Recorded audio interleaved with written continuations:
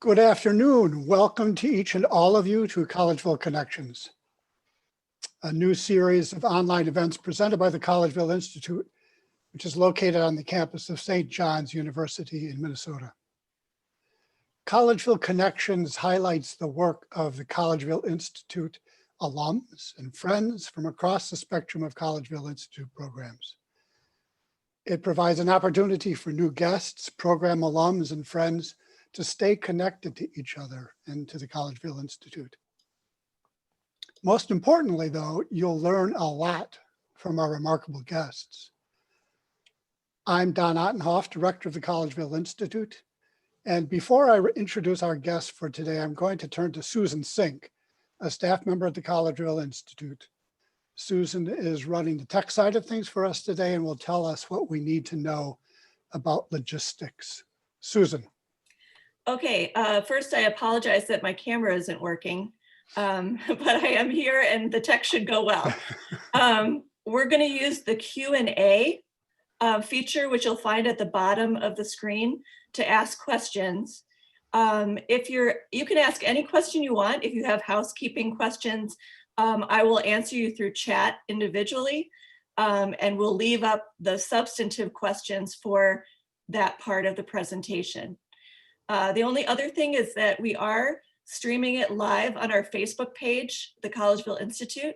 So if you lose your connection and still want to watch it, you can head over there. And now I'll turn it back. Great, thanks. Thanks, Susan. Many of us are painfully aware on this historic day that we're living at a time that demands heightened attention to our personal responsibilities in relationship to a larger historical stage than our household, for instance. 2020 was a year of consequential moral choices within civil society in the United States. And 2021 doesn't look like it will be any different. How, in fact, do people live in dark times, and how should a person live a morally responsible life in the fray of historic challenges? Victoria Barnett has spent a great deal of time exploring such questions, especially in relationship to German theologian Dietrich Bonhoeffer, German Christians, and the German churches during the period of National Socialism. Today, Victoria Barnett will talk about how Dietrich Bonhoeffer responded to his particular historical context and how his actions, his thoughts, his work might speak to us today. Collegeville Institute Scholar in 2019, Vicki served as director of the programs on ethics, religion, and the Holocaust at the United States Holocaust Memorial Museum in Washington, D.C. from 2004 until 2019. She was also one of the general editors of the Dietrich Bonhoeffer Works, the complete English edition of Bonhoeffer's writings published by Fortress Press. There are a whole bunch of books that look like this. She has published extensively about the role of religious leaders and institutions during the Holocaust. Her books include two that I believe are essential reading pretty much for everyone. One is Bystanders, Conscience and Complicity During the Holocaust, published in 2000. The other is For the Soul of the People, Protestant Protest Against Hitler, published earlier in 1992. And I should add, while there's a lot of research that goes into these books and interviews, oral history, they are very well-written books that aren't intended for only for an academic readership. Vicki is an extremely good writer. So read these books for your information and for a certain level of enjoyment, even though the story is not always inspiring. It would also be hard to find a book more relevant to our moment than her recently published After 10 Years, Dietrich Bonhoeffer for Our Time. She has also translated the unabridged version of Eberhard Bethge's monumental biography on Bonhoeffer, which I'm going to hold up, but not from the front, but from the side, just to show you how thick this book is. It's over 1,000 pages long. And recently, very recently, Vicky completed a translation of a new biography of German theologian Karl Barth, titled Karl Barth, A Life in Conflict, written by Christina Tietz, which will be published by Oxford University Press. And that book is due out in May of this year. And we'll put up all this information of about books that Vicky has written on our website and other places that through which we communicate. But now on to Vicky. And I'll lead with a question for Vicky. So Vicky, you may be one of the few people on the face of the earth to have read virtually every word that Dietrich Bonhoeffer wrote. So what has drawn you to this theologian and pastor who died at a relatively young age? Well, thank you. And thank you for inviting me to be part of this forum. And thanks to everyone who's tuning in today, because I know there are other things you could be watching. But this might be a good break for thought and reflection. I hope so. I came to Bonhoeffer the long way around. I had read Discipleship as an undergraduate. In fact, it was really a seminal book for me. I had drifted away from the church in my high school years, and the book on discipleship was one of the things that brought me back. I studied at Union Theological Seminary in my first semester. Eberhard Bethke, the biographer of Bonhoeffer, actually was teaching there. I did not sign up for his course, to my great regret, but I did hear him speak. But I went to Germany in 1979. I lived there for 13 years. And during my time in Germany, I was interested in the people who were not Bonhoeffer. And specifically the Confessing Church. I collected a number of oral histories of people who had been in that church, doing interviews and kind of looking at the big historical stage on which Bonhoeffer worked. So sort of a broad lens view of his times and his context. And then when I returned to the United States in 1992, my book came out. And that led, among other things, to the invitation to join the Bonhoeffer Works publishing project. Don held up a big book. There are 17 of them. 16 of his writings, the 17th index volume.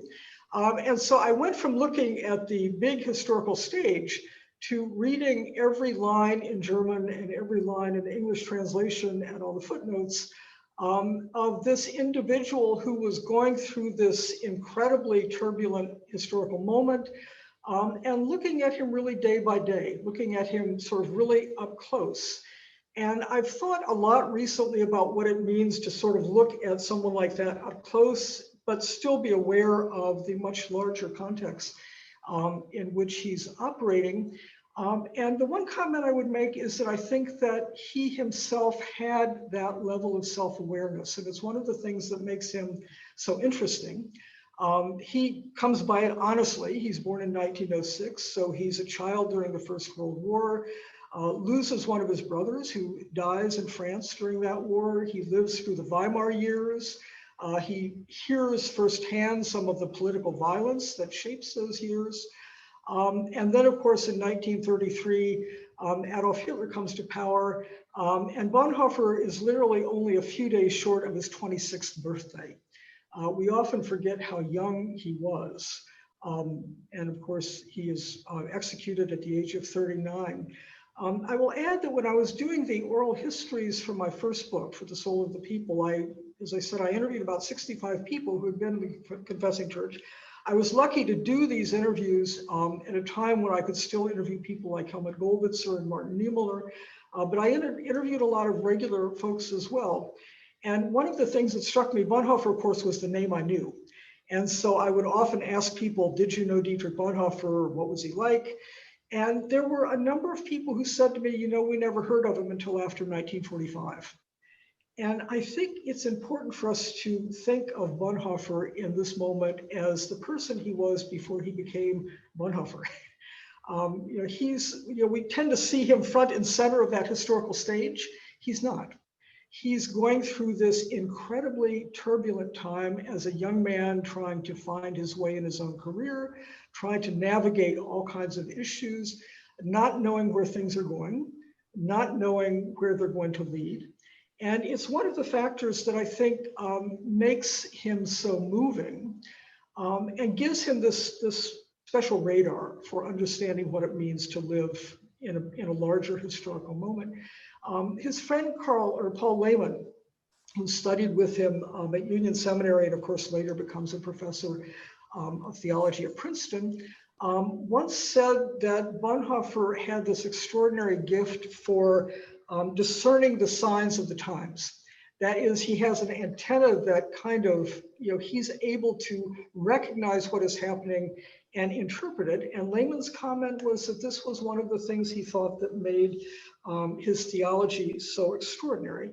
And I think it's a factor in why his writings seem so timeless. I've been giving Bonhoeffer talks for about 25 years now. And I think almost every time I have spoken somewhere, somebody stands up in the Q&A and says, are we having a Bonhoeffer moment? And over the course of 25 years, that means lots of different things. And I think that signals to us that he does manage to speak in a way that puts its finger on the challenges of that connection between what it means to be living in a particular historical moment and what it calls us to do as people of faith. Well, let's get down to that then. You titled that book, I think I held up, your recent book on Bonhoeffer's essay that he wrote after 10 years. But the subtitle of that book was Dietrich Bonhoeffer for Our Times. So in what sense is Bonhoeffer a theologian for our times? That Bonhoeffer moment, how would you speak to that? Yeah, so I'll get to after 10 years in a minute. Let me first say a couple of preliminary things to get some insight into where he's coming from. The first thing I would say that has struck me about him as I've studied him is that he does have this remarkable sense of clarity about what's going on around him. It's very striking in 1933. As soon as Hitler comes to power, he writes a couple of essays on, why younger Germans are so drawn to the National Socialist movement, why they see Hitler as a new messiah, what issues his church is going to be facing. And with each of these essays, he's spot on. It's like he can cut through all the propaganda and all the panic and the turmoil and say, so look, this is the main question here that we need to address. It's especially striking. There's a letter that actually not many people know about from 1934. So he's writing this letter from London. He has left Nazi Germany in September of 1933 to go to serve several churches in London and stays there until 1935, but he's keeping abreast of developments back in Germany. And in 1934, you still have leaders of the German churches, including leaders who are in the confessing church, who think that if they could just sit down for a long meeting with Adolf Hitler, they could set him straight on some things. And Bonhoeffer writes this letter to his friend Erwin Sutz in Switzerland, in which he says there is no point in doing that. And his words are, Hitler has shown himself quite plainly for what he is, and the church ought to know with whom it has to reckon. We are the ones to be converted, not Hitler. And the first time I read that, I thought, what does he mean by that last sentence? We're the ones who need to be converted. On the one hand, he's saying, look, let's not try to sway this guy. We know who he is. But what is he saying in terms of their own moment? And I think what he means is he's looking ahead at the path for his church, not knowing where this is going to lead, but recognizing that a large part of the German Protestant church has aligned itself with National Socialism and is very sympathetic to what is going on. A small minority are deeply troubled by this, but they don't know which way to take. And when he returns to Germany in 1935, he returns to direct one of the confessing church seminaries, a seminary called Finkenwalde, which is way out in the middle of nowhere, and to train young men for the ministry. And let me just make one comment before I get to the Finkenwalde experience. One of the things that has struck me as I've studied Bonhoeffer is his personality, as far as one can discern that. And I just translated this book on Karl Barth, and Bart is such a contrast in terms of personality because Bart really likes to fight. Bart, knows how to fight. When somebody pushes him, he pushes right back. The first chapter in the biography, they go into his school records, and Bart is constantly in the principal's office. He's in detention all the time. He even writes in his diary, "Today I beat some people up, and I got beaten back up. It was a great day." I mean, this is Karl Barth. And Niemöller was like that as well. I mentioned that I was able to interview Niemöller for my first book. And it was fascinating to experience him in person. So I interviewed him in 1981. He was just about to turn 90, but still, sharp as a tack. And after the interview, I remember asking him something about a politician, and it was as if I had flipped a switch. He straightened up. He let me know in no uncertain terms what he thought of that politician. He was really angry, and you're ready to take him out and beat him up. And that's how Niemöller moves through this period as well. You have these people in the church who are willing to really push at what the Nazis are doing. And Bonhoeffer is really a contrast to that, because you get the sense that he struggles with this. He agonizes over it. It's one reason he goes to London in 1933 at the height of the church struggle. He leaves. And I think it's partly because he has so much trouble handling the tension of that moment. So when he comes back to Germany and oversees this seminary in Finkenwalde, you see, and you literally see this in the documentation when you're reading through the Bonhoeffer works. You see it's as though he breathes and he thinks, I'm finally in the right place. And the right place for him is converting his church, beginning with the clergy, the seminarians he's teaching. What he does in Finkenwalde is train them to be pastors in a church that exists in a totalitarian state. And for all he knows, this is going to be a totalitarian state for the rest of their lives, the rest of their ministries. So he's giving them the tools with how they need to stay on course, how they need to practice their ministry, how they need to look for moral support. And that Finkenwalde experience in which he has them meditate, he has them confess to each other, he does all these, what we would today call team building exercises. He's trying to create a core of people who know absolutely that they can depend on each other because they're going to need it. And so those Finkenwalde years, I think, are really revealing in terms of his focus. And during this period, this is from 1935 to 39, a lot going on in Nazi Germany. The German Protestant church by this time has largely caved to National Socialism. The confessing church is wrenched by divisions. Nobody knows what course to take. And there are other people on the landscape, this is what I learned from doing my first book, who are more activist, if you will, who are actually more politically engaged.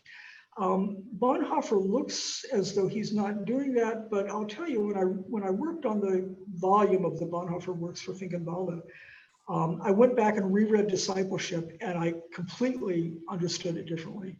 Because Discipleship for him is the book that if they want to follow the path of discipleship through this turbulent time, this is what they need to know. And it's grounded in his early insight, which is there from the beginning of his theological work, that if you're going to follow Christ, you have to respect and minister to Christ in your neighbor. That the place where we encounter Christ today is in the neighbor. And of course, his book on discipleship is built around the Sermon on the Mount. I mean, that's the spirit that he's trying to infuse into the confessing church at that point. So then, Finkenwalde is closed down in 1937. It goes underground for 2 years. He's in and out of Germany. He's already learning about, various plans for resistance activity from members of his family. He comes to New York in 1939 briefly. He goes back. And the period after that, we sort of think of as Bonhoeffer's period in the resistance. Again, I would argue when you look at it up close, it takes a while for him to move into that space. I would argue that when he returns to Germany from 1939, He's going back for his family and his students. He has no idea of where this is going to take him. He doesn't want to serve in the German military. He applies to be a conscientious objector. He applies to be a chaplain. There's sort of an 18-month period there after the war begins when he's looking for different ways to get out of the military. And finally, one of his brothers-in-law, Hans von Donati, who has a high-ranking job in the Justice Ministry, gets him a deferment, and gets him the deferment by giving him an office in the German counterintelligence, and it's the office in which you have people who are talking about overthrowing the regime. So that's how he ends up there. I will add, this is something that often gets lost, Bonhoeffer is one of 8 confessing church pastors that gets deferments by being assigned to the Abwehr. So he's not the only one. He's not the only one who gets assigned to the office in Munich. There's another pastor who is working with the Kreisau Resistance Circle who's also there. So, he's not the only game in town, and there's a lot of background maneuvering and contention there. So let me just, I can go into more detail about the resistance in response to questions. I don't want to get too deep into the weeds, but let me make an observation and then we'll get to after 10 years. Bonhoeffer comes from an academic family, a family, I would say, of post-Enlightenment ethos. Most of them are not really in the church. They're, Christmas and Easter Christians. They're still members. But he's the one who is pulled toward the deeper theology. And they are all high-ranking, well-known, well-educated German elites. And those are the people who kept the Nazi regime. They made it possible. They kept it propped up. Not Bonhoeffer's family necessarily, but that sector of German society. And the Bonhoeffer family lives in Grunewald, which is a part of Berlin that is well-to-do. So you have a lot of people in Grunewald who are Prussian military officers, members of the various ministries. They make their careers in the Nazi regime until they decide they can't do that anymore. And that moment of truth comes at different points for different people. For some of them, and I would say this applies to several people in the July 20th conspiracy, it comes pretty late. It doesn't come until after Stalingrad, until it looks like Germany's going to lose the war. And at that point, they feel that something has to be done about Adolf Hitler. So the resistance circle that Bonhoeffer finds himself in is perhaps the most morally compromised, morally complex group of people in the whole landscape of resistance figures in Nazi Germany. And this is where Bonhoeffer ends up. So reading his writings during that period, this is the period during which he writes Ethics. It's the period during which he reflects on church-state relations and what might be the future of Germany after National Socialism. And it's the moment in which he writes this remarkable essay, After 10 Years, which Donald mentioned before I begin to speak. So After 10 Years is a letter he writes to several people who were especially close to him in late 1943. As the title might suggest, what it refers to is after 10 years of National Socialism. So this is his analysis of what has happened to Germany between 1933 and 1943. If you have heard a Bonhoeffer quote, it's probably from this essay. This is the essay where he writes about stupidity and civil disobedience and civil courage, and also has some of the most moving, vulnerable statements about where they find themselves that exist in his opus.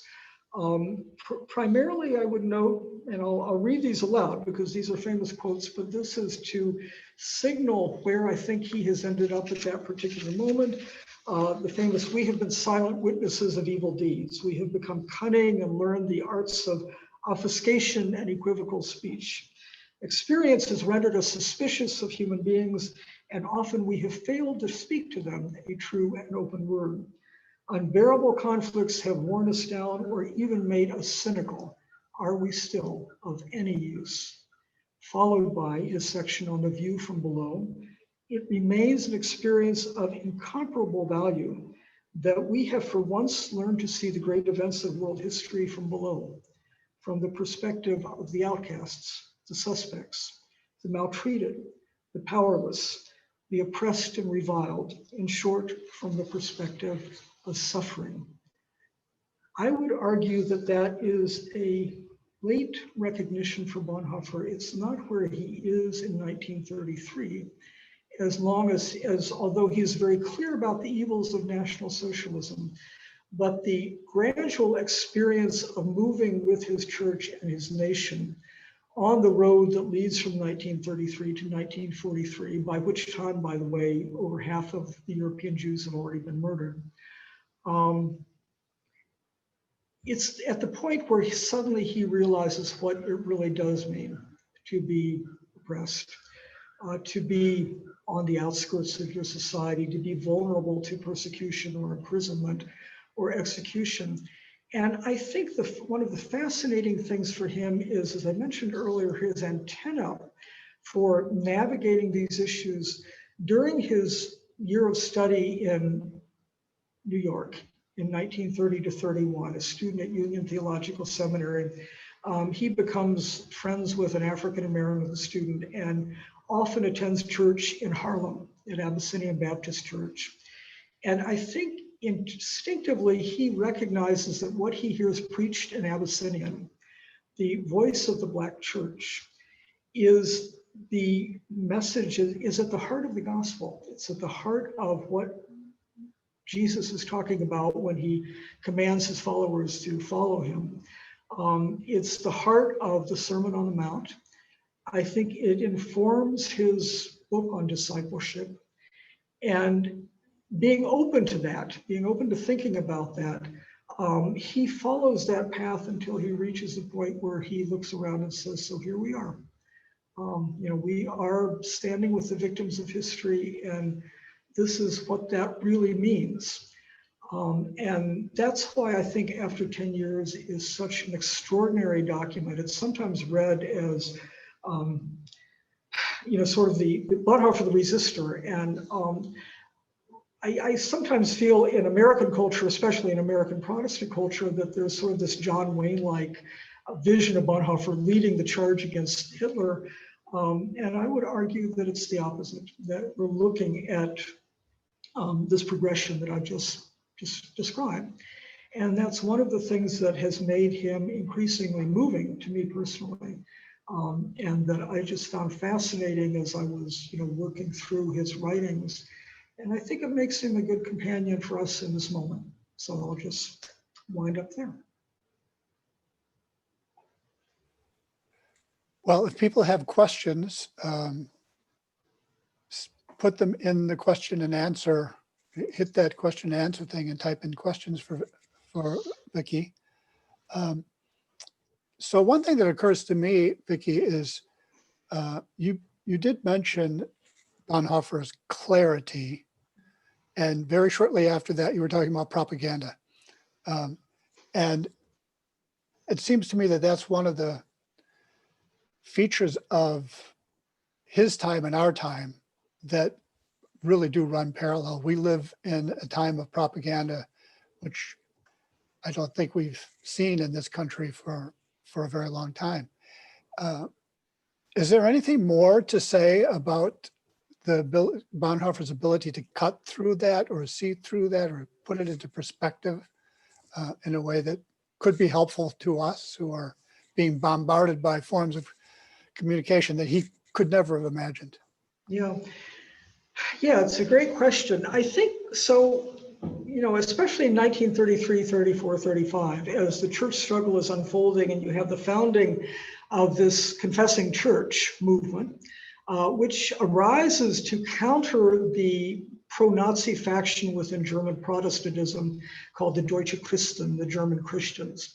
The German Christians are anti-Semitism, propaganda, Nazism all the time. They kind of emerge in what we would today call Christian nationalism.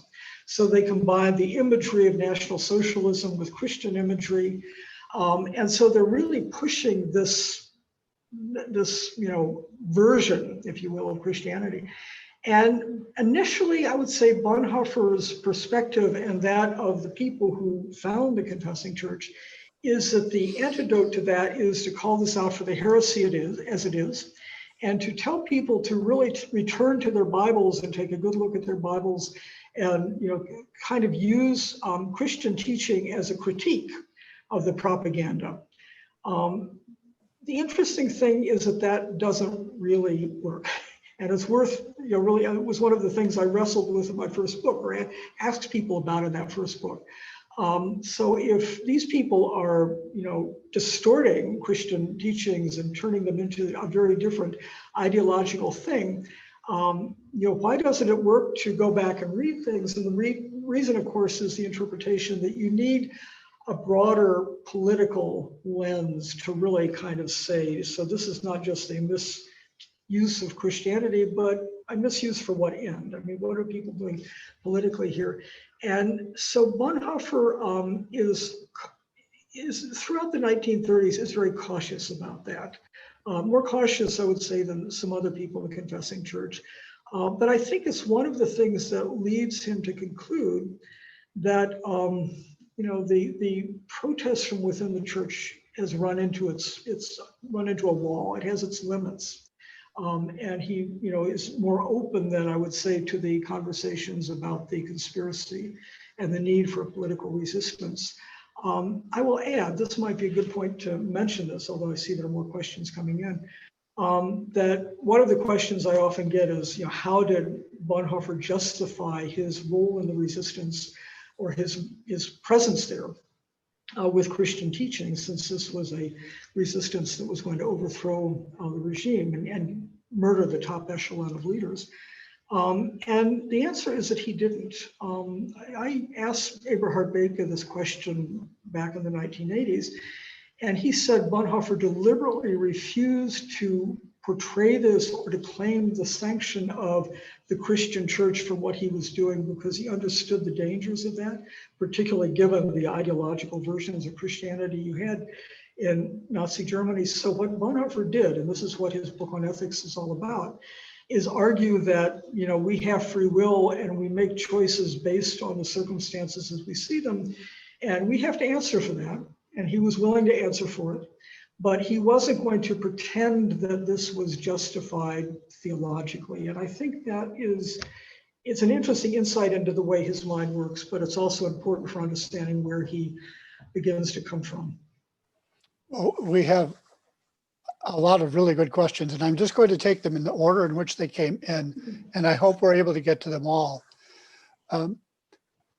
So Peter asks the following question, and let me just say this. One of the things that seems to differentiate our time from Bonhoeffer's time is by the time 1933 and certainly 1936, 1937 roll around, it's not polarized anymore. It's at least not openly. But Peter asks this question: what does Bonhoeffer offer to the church today, divided by politics on the right, in the center, and the left? Yeah. So he was very clear in accepting the polarization. The church actually was polarized. And in Bonhoeffer, and there were a number of people who wanted to keep the German Protestant church together. They didn't want it to split into a German Christian church and a confessing church, and then you had all these people kind of in the middle. And Bonhoeffer was one of the few people arguing for a split. He said, we can't be in the same church with these people. So That's he would be on the side of polarization. It was something he was very clear cut about under those circumstances. Now, that's not, you know, the complete equivalent of what we see today, but it is this voice for clarity. You can't bring people back together without people being clear about where they're coming from.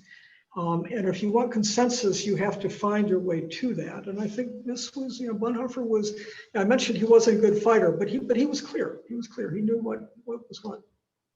Thank you. That's a great question, Peter. Thank you. Dana asks the following question. Arguably, the Roman Empire at the time of Jesus was comparable in evil to Nazi Germany, yet the New Testament urges submission to civil authorities. how did Bonhoeffer deal with that in ultimately supporting an attempt to kill civil leadership in wartime? Yeah. So, yeah, this is the Romans chapter, to be obedient to your rulers. And Bonhoeffer again tackles that in 1933, because this is the text that lots of German pastors and bishops are using.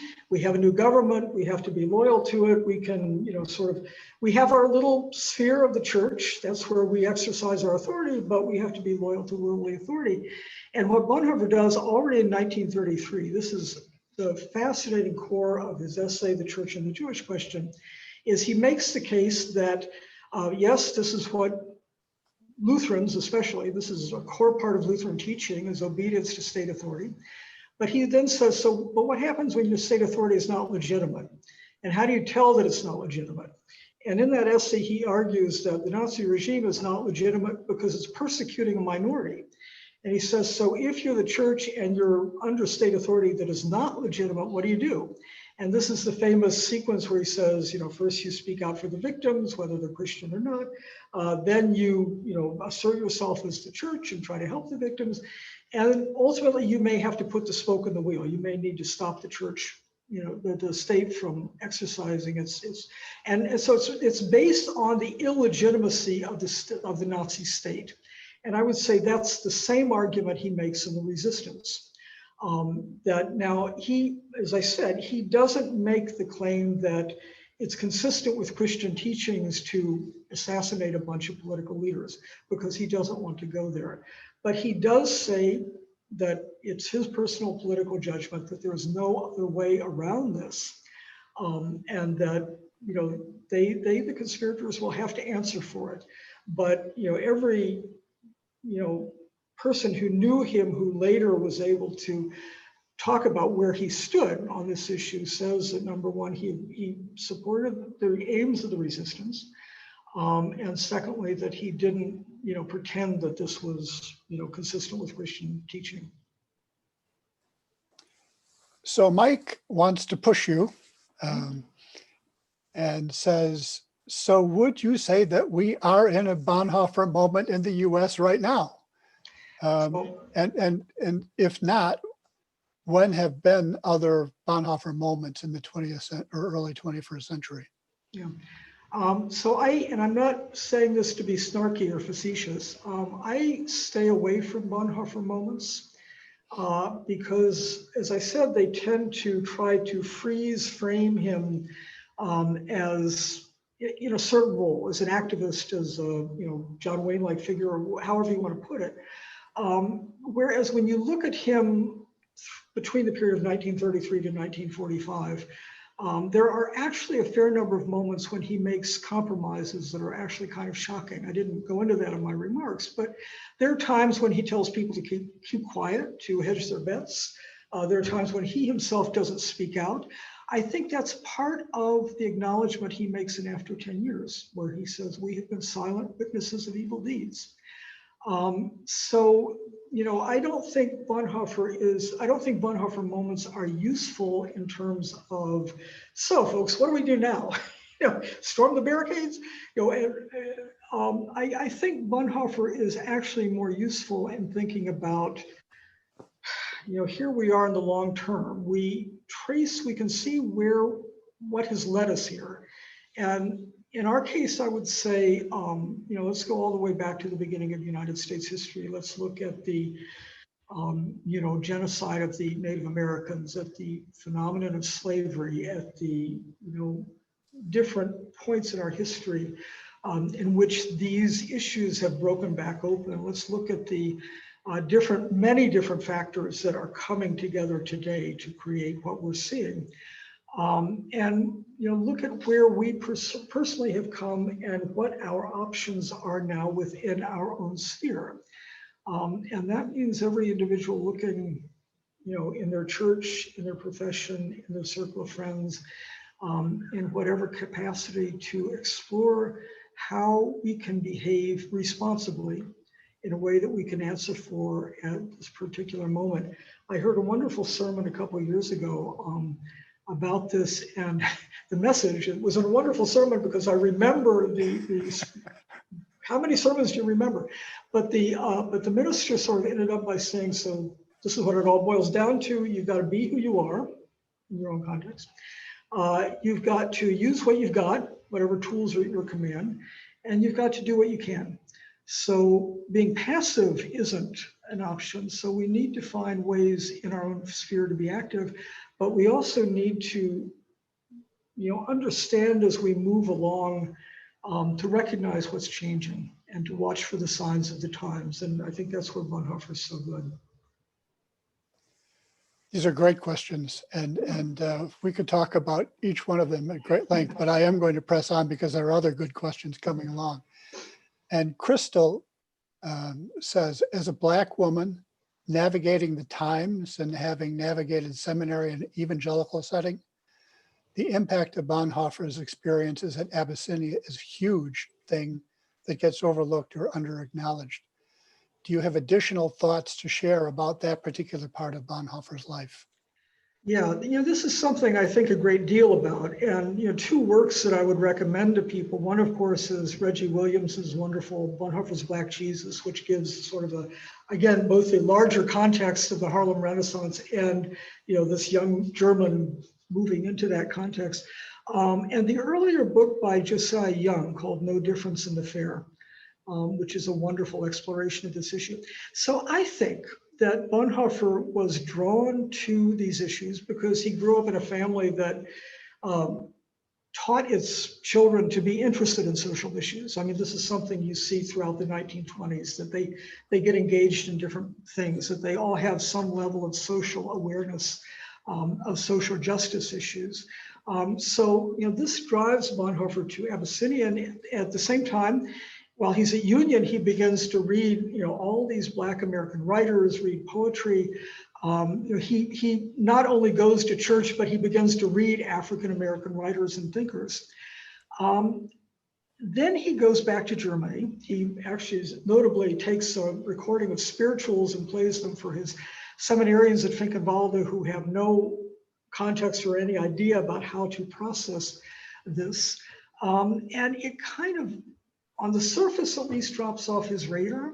One of the things that is really striking to me when he goes back to New York in 1939 in the summer, he's there for 5 weeks. And it's very clear from his diary of that period that he is really wrestling with things. But he doesn't seem to have gone back to Abyssinia, and I've always wondered about that. So I feel that there are questions there. I agree that the fact that this was on his radar, that he, understood, he himself compared some of the things he saw in Nazi Germany with the Jim Crow laws that he saw in this country. He wrote about lynchings. He actually, when he was at Union, wrote back to his supervisor in the German church and said, the German church needs to speak out about lynchings. So he, this was something that moved him and that worked within him. There's not enough in his writings where we see, you can kind of read between the lines, but this is one of my big questions.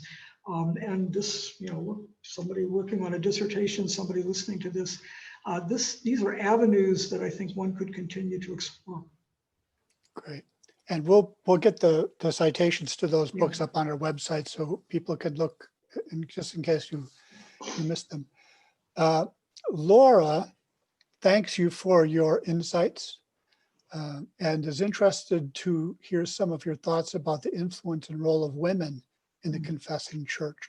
Gertrude Steven and many others who are unnamed, and in the post-war Reconstruction area, especially if you have any insights from your interviews in Germany. Yeah, this is such a great question, and thank you for asking it. So in my book, For the Soul of the People, this was where I first stumbled on this. The first generation of German women who could study theology and get theological degrees graduated in 1927. So they were starting their careers right as the church struggle was beginning, and many of them end up in the confessing church. And I was able to interview about 25 of these women, I think. So I've got a chapter in my book on the women in the confessing church who were struggling for recognition, ordination, for their own role in the church while the church struggle is going on. There are a few men in the confessing church who stand with them and support them, notably Helmut Gollwitzer. Bonhoeffer is not one of them, which is kind of interesting because he knew some of them and in fact had a very close relationship of some kind with Elizabeth Sinn, who was one of these women. He doesn't say anything about the fight for ordination. He doesn't include women in Finkenwalde. There is a confessing church seminary, the one in Berlin, where most of these women end up. And I would say actually that that's of the confessing church seminaries that's most out there in terms of their politics. It's the one in Berlin. It's not Finkenwalde. After 1945, so short answer, during the war, all the men in the confessing church get drafted if they're able to serve in the army. And so the confessing church, to the extent that it keeps going in the war years, keeps going because it is ministered to by these women. They take over the churches, they take over pastorates. Some of them are ordained on an emergency basis. And after 1945, the church actually tries to rescind those ordinations. So they have to continue to fight these battles after 1945. So I don't see Bonhoeffer as a feminist. I'll give a short anecdote. One of the women I interviewed, Helga Zimmermann, I asked her the usual question. I said, didn't you study with Bonhoeffer? Her husband had been in Finkenwalde. And I said, so how did Bonhoeffer view this? And she just kind of looked at me and she said, he was a misogynist. So, I wouldn't, I don't see any promise for Bonhoeffer in terms of feminist thought. But it's a great question because these women and their theological work are certainly deserving of being on the radar when we look at that big picture of the confessing church. Interesting. So Joanna asks, what similarities do you see between the rise of nationalism in Germany and the current distortions of Christianity and nationalism in the United States now? Yeah. So there are certain characteristics to nationalism, and I would specify especially Christian nationalism, that look pretty much the same. I mean, the way in which a certain ideological agenda is embraced and sanctified by church leaders and factions of the church. And so that, the dynamics of that in the 1930s, are very similar in many respects to the dynamics we see today. I would also add that there are, we need to look not just to Nazi Germany, but we can look at American history. You have developments during the 1920s and 30s in this country in which you have a rise of sort of nationalist versions of Christianity that begin to fight culture war issues, the fundamentalism wars of the 1920s, the rise of the Ku Klux Klan, the rise of Father Coughlin and his Christian Front in the 1930s. These are all American phenomena that show that this can happen anywhere. When I was working at the Holocaust Museum, we had a couple of conferences that looked at the rise of what we called ethno nationalist religion, because there's always this ethnicized aspect that is part of this. We looked at these groups across the Western world during the 20s and 30s. They're not just in Germany, they are in Italy, France, Norway, Eastern Europe, and they're in the United States. So, you see things, we see Nazi Germany as one separate sector of this, but it's a much broader set of issues, and I would argue today as well.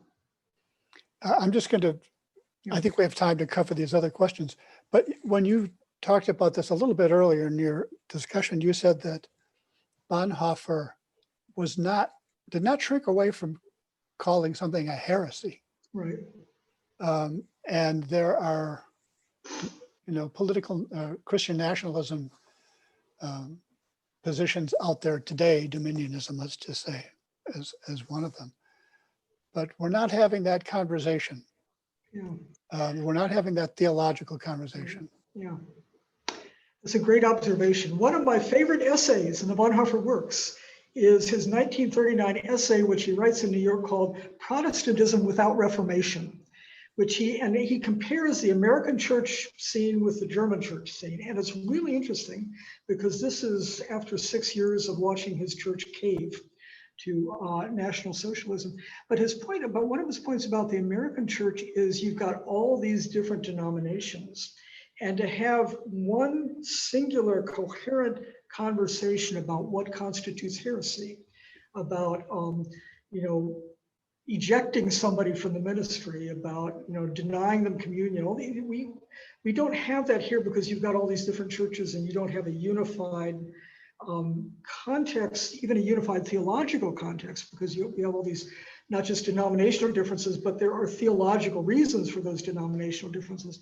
You don't have that kind of conversation today. Now, to some extent you did during the 30s. American Protestantism, mainline Protestantism was a little bit more unified during the 1930s, and you had significant theologians like Reinhold Niebuhr who were very outspoken. But that's no longer the case with our landscape. Yeah, interesting. So John asks, are there ways that you see Bonhoeffer being misused today? It seems that there have been movement by those who are not on the underside of history, but the opposite, Right. who have appealed to Bonhoeffer as a champion for their cause. Yes, this is a big problem in American Protestantism. If you Google my name and that of Eric Metaxas, you will come across my review of Mr. Metaxas's biography, which I felt was ideologically driven. And I think that, I am still justified in my judgment of that. So yes, Bonhoeffer does get misused. And it's another reason to try to get at these conversations at a deeper level than just the Bonhoeffer moment, because people from all points in the spectrum claim Bonhoeffer. One of my favorite stories, the historian Robert Erickson is a good friend of mine, and he wrote a book about the German Christian bishops or theologians, of course, who supported National Socialism, and was at a gathering some years ago of leading figures from all points of the Protestant spectrum. So leading evangelicals, leading liberal theologians, all in the same room discussing his book. And I said, so what was that like? And he looked at me, he said, every man in that room thought he was Dietrich Bonhoeffer.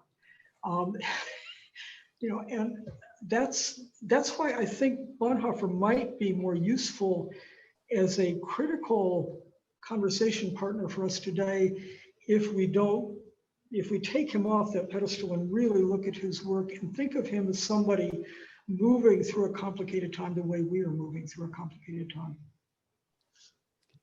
So I'm sorry if I mispronounced this name, Kitam. Thinking about your reference to who needs to be converted, and after 10 years, mention of not being able to talk to the other side. I wonder how that relates to us today at a time when ability to communicate across differences often seems impossible. What I wonder this week, where we are all, most of us are very shaken and alarmed and distraught at the state of our republic, not knowing where things are going and seeing the violence. That is a moment that is a potential opening point for deep grief and repentance and vulnerability. That is actually, or that was the starting point for some of the post-Holocaust conversations after 1945, where people came to the conversation not trying to justify their point of view, but just saying, well, whatever my part was in what just happened, we have to do something different. And so there are different ways at broaching that conversation. I don't think it's useful to debate, what I believe and what you believe, but to say, so what could we do right now to repair what is broken and to help those who have been hurt, and to act in a form of meaningful solidarity with those who really need our help. Because that, if we're going to rebuild this country and repair some of the damage, that's where we have to start. And an important part of that, and I think Bonhoeffer gets at this, is listening to the voices of those who have historically been disenfranchised, persecuted, vulnerable, listening to the voices of the Black church, I told somebody yesterday who asked about whether we're having a Bonhoeffer moment. I said, why don't we have a James Baldwin moment? Why don't we have a Martin Luther King Jr. letter from a Birmingham jail moment? If we're going to open up a new conversation, maybe you should be starting there, not necessarily with Bonhoeffer. So Jane asks, in light of religionless Christianity, which comes up in letters and papers in prison, what is the connection between Bonhoeffer and contemporary secular theology, or contemporary theology that leans in the direction of atheism? Nothing. So here's my quick and dirty take on religionless Christianity. And again, this is something where I've really changed my mind over the years and really been thinking about that a lot recently. Bonhoeffer makes a distinction from the very beginning of his theological work between religion and faith. Religion is a human construct. It's our language, our attempt to put God and our faith into a coherent narrative, and as such, it is a human construct and inherently flawed. What Bonhoeffer says is that God reaches to us through the figure of Jesus Christ coming into the world in history. And if you want to be a faithful Christian, you just have to follow that Christ. That's what he writes about in Discipleship. I think that his writings in prison about religion as Christianity take that farther, where he says, so we need to dismiss all of our ideologically shaped understandings of religion and simply follow our Lord. And I think that's where he ended up. So religionless Christianity, I would say, is a return to the essential faith of discipleship. And I'm happy to talk longer about that, but we don't have time. And I'd love to hear you speak about that, Vicki, but we are out of time. So thank you very much, Vicki, for sharing your deep knowledge and insight with us. Thank you all of you who are online for joining us today. And thank you for the fantastic questions, really sharp and insightful themselves. And we invite all of you to join us for future events here at Collegeville Connections. Please watch for event information and registration details for upcoming Collegeville Connection events on January 27th, so 2 weeks from today, same time, noon to 1 o'clock Central Time. You'll have the opportunity to hear from Pastor Rachel Twigg Boyce, vicar at St. Benedict's Table in Winnipeg, Manitoba, who will be speaking about the creative ways in which her congregation has come to awareness about the importance of vocation for both individuals and the community there at St. Benedict's Table. So thank you all again for joining us, and please join us again. Stay safe, be well, peace. Thank you.